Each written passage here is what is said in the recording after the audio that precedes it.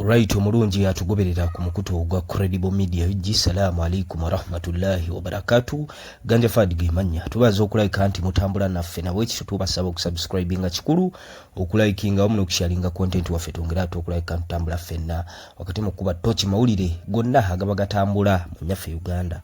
Breaking news oba mawulire agakagwawo ngega kooti enkulu oba oli awe evuddeyo n'ekatyemola neragira government oba President Museveni obutaddamu kuwozesa ba civilians oba bannansi abatali bannamaje ate mu kooti martial oba mu kooti ekinnamaje kino kiddiridde eyali omubaka w'Ennakawa Mike Kabaziguruka okuvaayo boli awo n'achallenginga kooti eno ku nkola yayo ey'emirimu. Jjukira nti Mike Kabaziguruka y'omu oba oli awo kube baali basimbyeko mu kooti eno ey'ekinnamaje.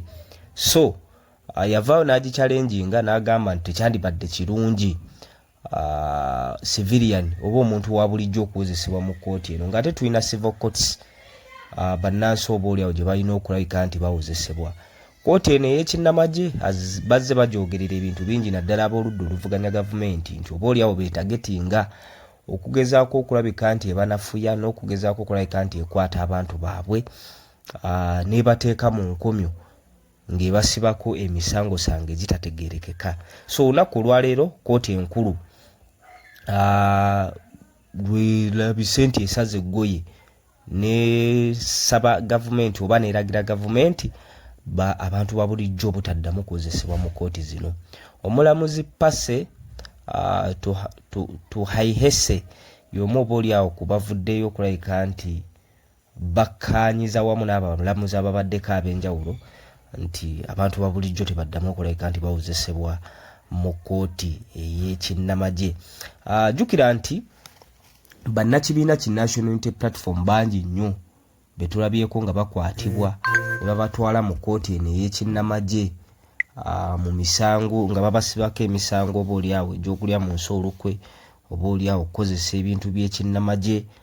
Recently wano omu ku banene ku ludda oluvuganya gavumenti Dr. Kizza Besigye naye baamukwata era nga bamujja mu bitundu ebyo by'e Kenya ne bagaa nti baamusanga ne pistol. Yali ne munne Obedi Lutale era bwe baabaleeta wano mu nnyaffe Uganda babawalawala babatwala mu kooti ya kinnamaje. Kooti y'ekinnamaje n'ebasindika kwa lumanda eruzira oba oli awo gye bali mu kuvunaanibwa emisango gy'okulya mu nsi olukwe, emisango gy'obutujjutujju n'ebifaananako bwe bityo. Era bannakibiina ki FDC babadde bangi nnyo wali ku kooti bwepo ne bannakibiina kya National Unity Platform. Tulabye ku Secretary General w'ekibiina David Lewis Lubongoya, tulabyeko ku Leader of Opposition Right Honorable Joel Ssenyonyi y'omu ku babaddewo. Of course ne munnamateeka omugundiivu ate nga munnakibiina ki FDC omulodi w'e Kampala Elias Lukwago babaddeyo. Kabaziguruka yennyini eyavaayo okulayika nti achallenginga court martial eno obutaddamu kuwozesa bannansi mu kooti ya kinnamaje y'omu ku babaddewo ne bannayuganda ab'enjawulo oba oli awo abayina ab'eŋŋanda zaabwe ng'oba oli awo kooti eno ey'ekinnamaje ye yabasiba. So bannakibiina bangi nnyo aba National Unity Platform recently awo baataaka abamu oluvannyuma lw'okukkiriza emisango omwali Muhyiddin Kakooza abasinga gwe bamanyi nga Ssanya, omwali omukyala Olivia Lutaaya n'abalala bangi nnyo. Enamba yali nnene baavaayo oba oli awo ne bakkiriza emisango nti baagiza era ne basonyiyibwa President Museveni.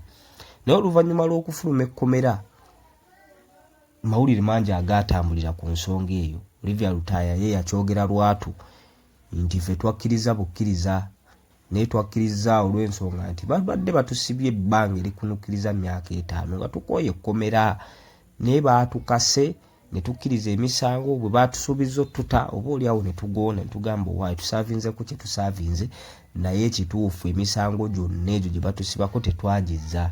Muhyiddin Kakooza abasinga gwe bamanyi nga Ssanya oyo yasooka n'ayogera ebigambo bingi nnyo n'alumiriza obukulembeze bwe bw'ekibiina kye yali akkiririzaamu ekya National Unity Platform nti ddala kituufu emisango gino gye babateekako egy'okuba n'ebyokulwanyisa biki bagiza era emundu ezo zabaweebwa akulira ekibiina ki National Unity Platform. Abantu ebimu ku bibuuzo bye baali bakwestioning bwe kibanga ddala kyali kituufu, lwaki tebakwata oli ng'ate bano bamulumiriza bo nga balina mu nkomyo.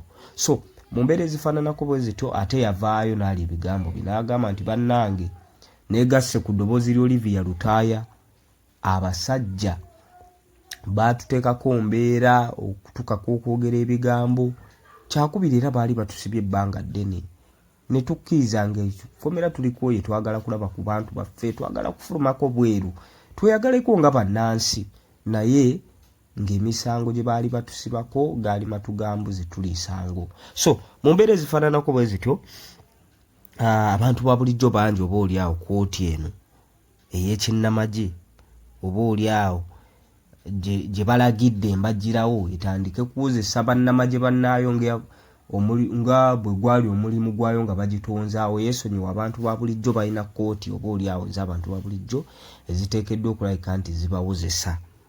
So mu mbeera ezifaananako bwe zityo bangi abakyaliyo era nga Dr. Kizza Besigye omu ku bali eruzira. Tumanyi oba oluvannyuma lwa kkooti eno okulabika nti eragira gavumenti oba kkooti maaso butaddamu kusibira bantu bano terina buyinza kuwozesa bannansi batali b'amagye, abantu bano banaateebwa. Ffenna kye tulinza okulaba Dr. Kizza Besigye gyali, Obedi Lutale gyali, Yasin Ssekitoleko abasinga gwe bamanyi nga Machete naye y'omu obaoliawo ku bali mu nkomyo essaawa zino, Anthony Agaba abasinga gwe bamanyi nga Bobby Yanga, n'abasibe bangi nnyo ab'ekibiina ki National Unity Platform abakyali emabega w'emitayimbwa naye nga kkooti eno ey'ekinnamagye ye yabasindikayo. So mu mbeera ezifaananako bwe zityo tulinza okulaba reaction ya gavumenti oba reaction ya kkooti y'abannamagye ku bantu bano beebadde ewozesa.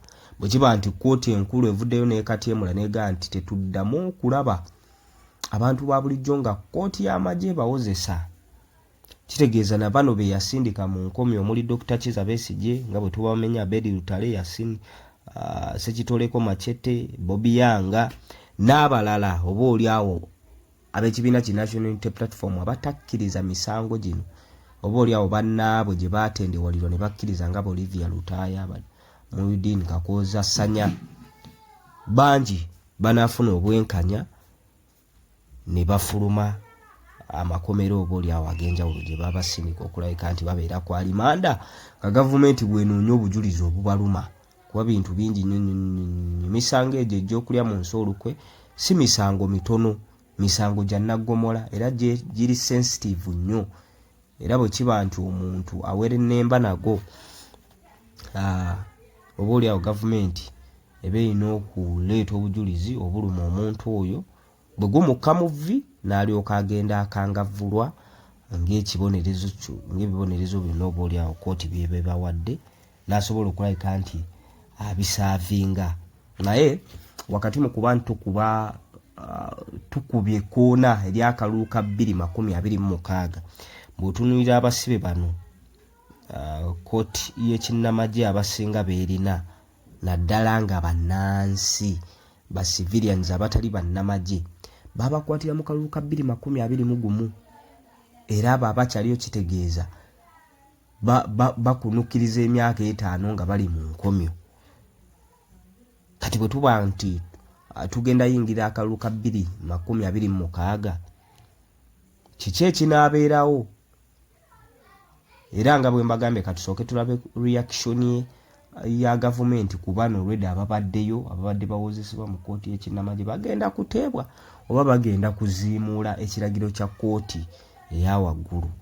Jjukira nti gavumenti ekolebwa amasiga 3: essiga eddamuzi, paliyamenti obaoliawo n'essiga erikulibwa pulezidenti. Kakati bwe kiba nti essiga eddamuzi livuddeyo erigamba nti bannanga abantu bano tebateekeddwa kuwulizibwa mu kkooti z'amagye, bateekeddwa kuwozesebwa mu kkooti eza bulijjo oba tumanyi nga civil court, gavumenti enaaziimuula ekiragiro kya kooti oba enaatambula nakyo nebayimbula. So ebyo byonna byetulinze okulaba mu musango guno oba oli awo Mike Kabaziguruka gwazze awere nnemba ne Anthony General w'eggwanga Uganda.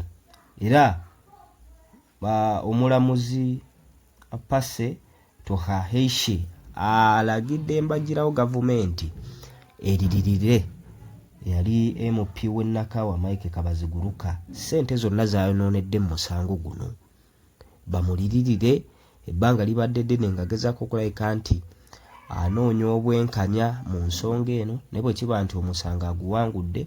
Obudde bwe ne ssente zonna zaamalidde mu musango guno, gavumenti eteeka okulabika nti emukola ki, emulirira mu mbeera ezifaananako bwe zityo. Tulinza okulaba abali mu nkomyo nga bateebwa kuba bwe kiba nti kkooti ensukkulumu ekateemudde, bwe kiba nti kkooti masho yali yasiba bano, kitegeeza balina okuteebwa.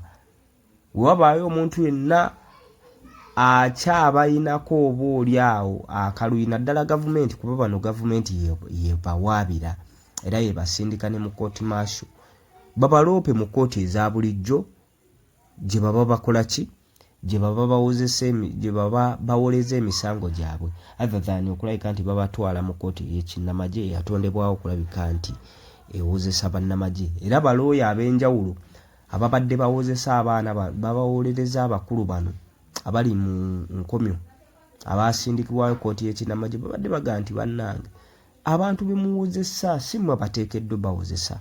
Bwe kiba nga gavumenti erina obujulizi obuluma abantu bano basimbibwe mu kkooti eza bulijjo ze ziba zibawozesa mu mbeera ezifaananako bwe zityo. Jjukira nti n'omu ku balooya ba Dr. Kizza Besigye omukulu Aaron Kiiza bamusindika mu nkomyo emyezi 9 nga kkooti y'amagye yetowa order.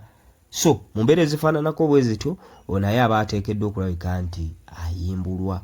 Waba mugaa simanyi yanyoomoola amateeka ga kkooti y'ekinnamagye mu mbeera ezifaananako bwe zityo ne bamusindika kwa limanda.